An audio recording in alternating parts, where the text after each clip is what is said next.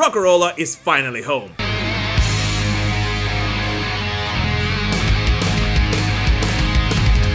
Despite the fact that Judas Priest did not take the Grammys home, well, this was a great week for all the Judas Priest fans, especially those in Europe, as after months of anticipation, the updated, remixed and remastered version of the legendary Judas Priest debut album Rocka Rolla is finally available not only in the United States, but in Europe and beyond.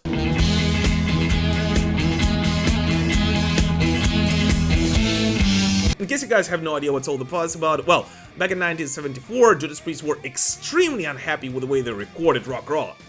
Well, not with the way they recorded it, but with the way it sounded as an end product. Because back then, their label Gull Records were trying to pursue a more poppy sound for the band, as that's how they believed Judas Priest would be more accessible for the masses. And that's exactly why, since the release of their second album, Said Wings of Destiny, Judas Priest almost never performed any of the Rocka Rolla songs live. And only a couple of years ago, after almost 50 years of trying to obtain the rights, Judas Priest were finally able to get both the rights and the master tapes for their debut album and Said Wings of Destiny, and finally reissue it in the way it was always supposed to sound like.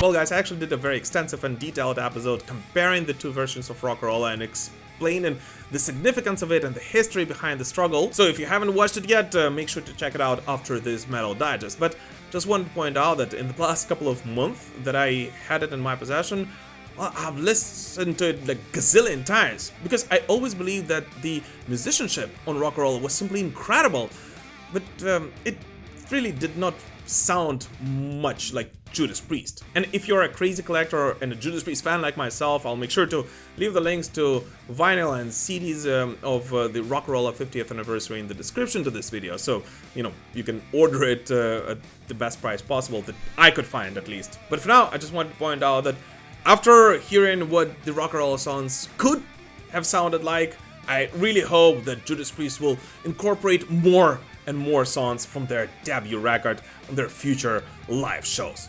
So yeah, go ahead and check it out on your streaming platform right now. It's definitely worth it.